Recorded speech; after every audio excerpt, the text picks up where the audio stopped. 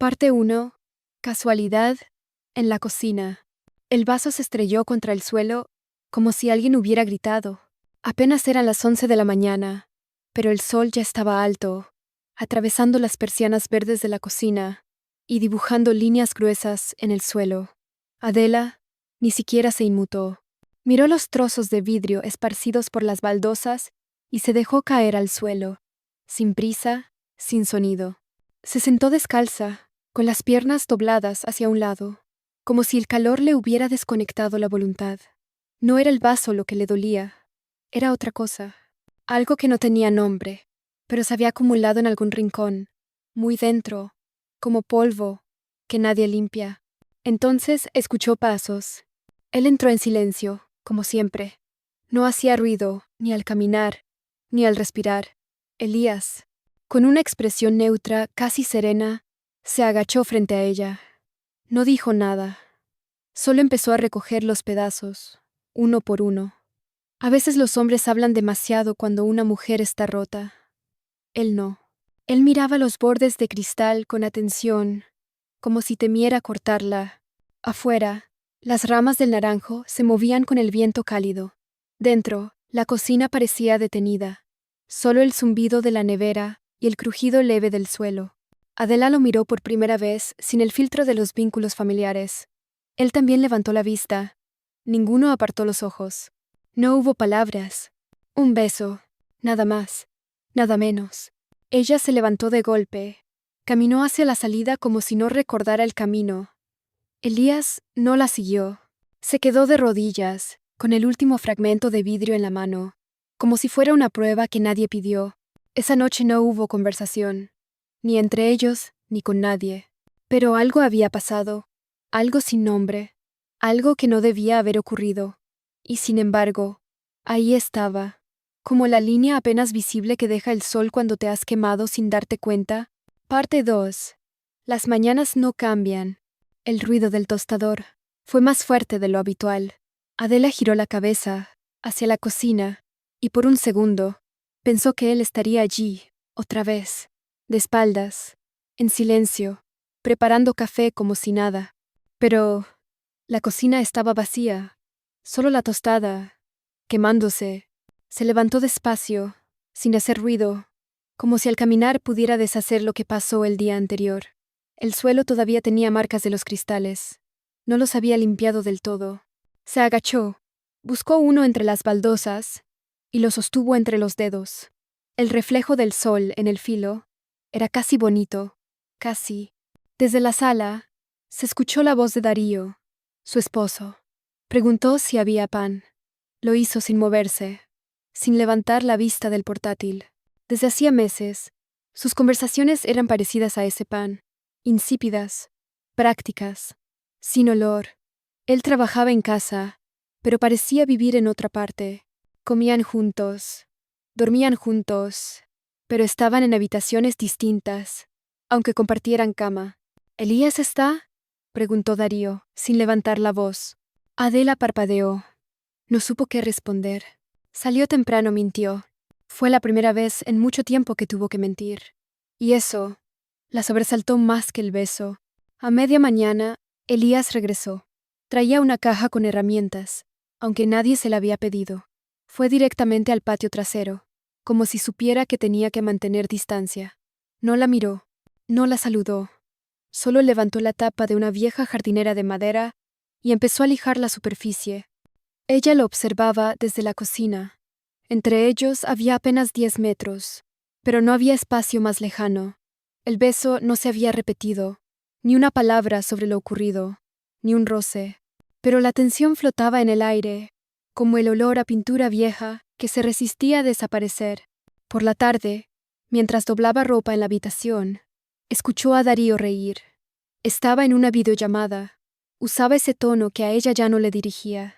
Ligero, encantador, como si aún recordara cómo se sentía vivir. Adela cerró la puerta. Se quedó sola, con la camisa de su esposo entre las manos y un pensamiento absurdo en la cabeza. ¿Qué pasaría si mañana no estuviera aquí? No supo a quién se refería exactamente, ni por qué, de pronto, deseaba que alguno desapareciera. Parte 3. El ruido del agua. La cisterna goteaba desde hacía días. Era un sonido intermitente, casi imperceptible, pero constante, como un pensamiento del que no puedes librarte. Adela se detuvo frente al lavabo, dejando correr el agua sin razón, observando su reflejo en el espejo empañado. Parecía otra, o tal vez, por fin, se veía como realmente era. Elías tocó la puerta con los nudillos. 2 golpes suaves. ¿Estás bien?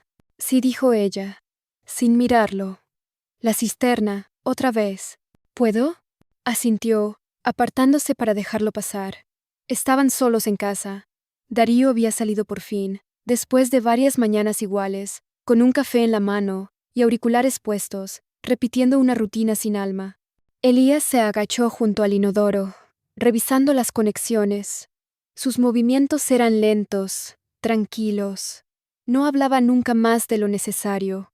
Y eso a Adela empezaba a parecerle una forma extraña de ternura. El baño era pequeño. El vapor del agua tibia aún flotaba en el aire, dejando todo ligeramente borroso. Por un instante, sus manos se rozaron sin querer. Ella no se movió. Él tampoco. Un beso. Sin explicación. Sin aviso. Sin prisa. Se separaron al instante. No hubo palabras. Solo un silencio tan denso que parecía tener peso propio. Elías no la miró. Se limpió las manos con un paño y salió del baño sin cerrar la puerta. Adela se quedó apoyada contra la pared, escuchando el eco de sus propios latidos. Se sentía como si hubiera encendido una cerilla en un cuarto lleno de gas, y no supiera si explotaría ahora o después. Esa noche, Darío regresó más tarde de lo habitual. Traía una bolsa con comida para llevar y una energía extraña. Me ofrecieron un proyecto en Palma, dijo mientras dejaba los envases sobre la mesa. 3 semanas. Nada fijo aún. Adela sonrió con cortesía. ¿Y vas a aceptarlo? No sé. Depende de ti también, ¿no? Ella no respondió. Se sirvió agua y bebió despacio, como si esa decisión no tuviera absolutamente nada que ver con ella. Como si no estuviera ocurriendo todo al mismo tiempo. La fuga en el baño, el proyecto, los besos, la incomodidad en el pecho. Al acostarse, fingió dormir, antes de que Darío apagara la luz. Con los ojos cerrados, repasó mentalmente los últimos días, los detalles mínimos, la forma en que Elías tocó el borde del mueble, el olor de su camiseta cuando pasó cerca, el leve temblor en sus dedos tras el beso. Todo parecía demasiado. Y al mismo tiempo, apenas estaba comenzando. Parte 4. Cosas que se rompen solas. El jarrón azul estaba roto. Nadie supo exactamente cuándo ocurrió. Estaba en la esquina del salón, detrás del sillón beige, donde nadie pasaba casi nunca. Solo Elías lo vio al barrer, como si algo dentro de él supiera que debía mirar justo allí. No dijo nada, solo lo colocó con cuidado sobre la mesa, separando los pedazos más grandes. Adela lo vio al volver del supermercado. Se quedó quieta en el umbral del salón, observando la escena como si llegara tarde a una conversación que ya terminó. No fui yo, dijo en voz baja. Lo sé, respondió Elías sin mirarla, y continuó. Esa tarde, Darío no apareció. Llamó para decir que se quedaba a dormir en casa de un amigo, trabajando hasta tarde. Adela no preguntó detalles. Solo colgó con un vale que sonó más hueco de lo que pretendía. La casa se volvió extrañamente silenciosa. No el silencio cómodo que compartes con alguien cuando ya no necesitas hablar. Era otro tipo, como cuando suena el timbre a las 3 de la mañana y no esperas a nadie. Elías preparó té de menta. Le ofreció una taza sin decir palabra.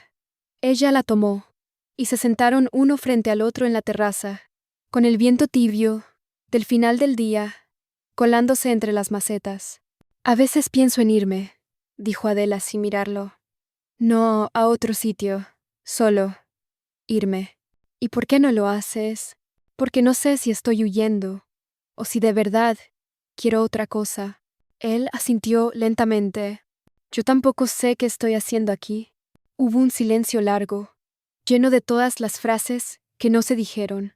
Ella lo miró, buscando algo, quizás una afirmación, quizás una duda igual a la suya.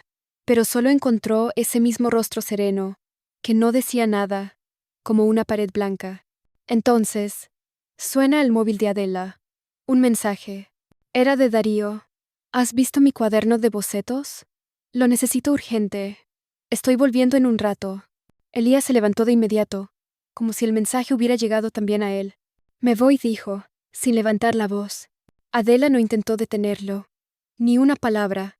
Pero mientras lo veía alejarse por el pasillo, con la chaqueta en la mano y los pasos más rápidos que de costumbre, sintió un nudo, que no supo de dónde venía. Solo cuando cerró la puerta tras él, descubrió el cuaderno de Darío sobre la mesa, y supo que todo se estaba desmoronando más rápido de lo que podía sostener. Parte 5. Una forma de esperar. Adela se despertó con el sonido del viento golpeando las persianas del dormitorio. No sabía si era de noche o de madrugada. El reloj marcaba las 5:14, pero sentía que llevaba horas sin pegar ojo. A su lado, Darío dormía profundamente, con el brazo estirado hacia su lado de la cama, como siempre, como si nada hubiera cambiado. Pero algo había cambiado. Todo. Durante los días siguientes, Elías no volvió a pasar por casa. Ni un mensaje, ni una nota. Solo el jarrón roto seguía ahí, en el mismo sitio, como si fuera parte del mobiliario. Adela no lo tocaba, lo rodeaba al limpiar. Fingía que no lo veía, aunque lo miraba cada vez que pasaba. A veces se sentaba en la cocina, solo para sentir si él volvía a entrar en silencio, pero no lo hacía. Darío, por su parte, estaba más presente que nunca. Aparecía con flores, cocinaba sin que nadie se lo pidiera, hablaba más de lo habitual, pero sus ojos buscaban respuestas que Adela no sabía cómo darle, o no quería. Una tarde, él dejó caer una frase como, sin nada, he notado que estás distinta. Ella lo miró. ¿Distinta cómo? Como si esperases algo, o a alguien. Adela se quedó callada. El silencio fue tan largo que Darío suspiró y se levantó. No hizo una escena. Solo se fue a su estudio y cerró la puerta con cuidado. No la volvió a mencionar. Esa noche, Adela fue a tirar la basura. Al volver, encontró un sobre blanco, sin nombre, sobre la barandilla de la entrada. Lo abrió con manos temblorosas, como si ya supiera lo que iba a encontrar. Una hoja doblada en 3. Nada escrito, solo una ramita de menta seca, prensada entre el papel. Volvió al salón sin saber bien qué pensar. No había dirección, ni firma, pero era de Elías. Lo supo en el cuerpo, en ese lugar donde las certezas no necesitan lógica. Minutos después, Darío salió de su estudio. Voy a irme unos días a Valencia. Me ofrecieron una exposición de última hora y no quiero perderla. Ella solo asintió. Él la miró por unos segundos, como esperando que lo detuviera, pero no lo hizo. Se fue. Cuando la puerta se cerró, Adela se sentó en el suelo del pasillo, el sobre en la mano. El silencio volvió, pero esta vez no era frío, era como un preludio. Algo se acercaba, y ella ya no sabía si lo esperaba o si lo temía. Parte 6. Ecos del silencio. La mañana siguiente llegó con una claridad extraña, como si el sol quisiera limpiar algo, pero no supiera cómo. Adela abrió la ventana y dejó que el aire fresco entrara, revolviendo los papeles sobre la mesa. Entre ellos, el sobre blanco, esa ramita de menta aún prendida en el centro, parecía más un símbolo que un mensaje. Por primera vez en semanas, no sentía el peso de la espera, ni la urgencia de un reencuentro. Sentía un vacío que no asustaba, sino que invitaba a mirar más allá. En el café de la plaza, donde una vez compartieron risas y silencios cómplices, Adela encontró a Elías. No en persona, claro, sino en un rincón de su memoria viva, donde él aún caminaba libre, sin ataduras, ni rencores. Recordó su voz suave, sus miradas, que parecían querer decir más de lo que las palabras permitían. Darío regresó al anochecer, con los ojos cansados, pero con una expresión distinta, como si la distancia le hubiera quitado algo y le hubiera dado otra cosa a cambio. ¿Qué esperas ahora?, preguntó mientras dejaba caer su chaqueta sobre el respaldo de la silla. Ella lo miró, no con la angustia de antes, sino con una serenidad que le sorprendió a ella misma. No espero nada, solo quiero seguir caminando. Él asintió, y sin más palabras, se sentó a su lado. En ese silencio compartido, hubo un reconocimiento tácito de que el pasado, con sus heridas y secretos, ya no mandaba. Adela se levantó y salió al balcón. Miró las luces de la ciudad, que comenzaban a encenderse, titilando como pequeñas promesas que nunca se cumplen del todo. Y en ese instante, supo que la historia no tenía un final claro, ni un principio definido, solo un eco persistente de lo que fue y de lo que podría haber sido. No había culpa ni perdón, solo la extraña sensación de estar viva, con todas sus contradicciones y dudas, dispuesta a enfrentar lo que viniera, sin máscaras ni expectativas. Porque, a veces, lo más valioso no es cerrar ciclos, sino aprender a bailar con sus sombras, dejando que el viento lleve lo que ya no sirve, y guardando en el alma un lugar para la incertidumbre y la esperanza. La ciudad respiraba bajo sus pies, y ella, por primera vez en mucho tiempo, respiraba con ella. Fin.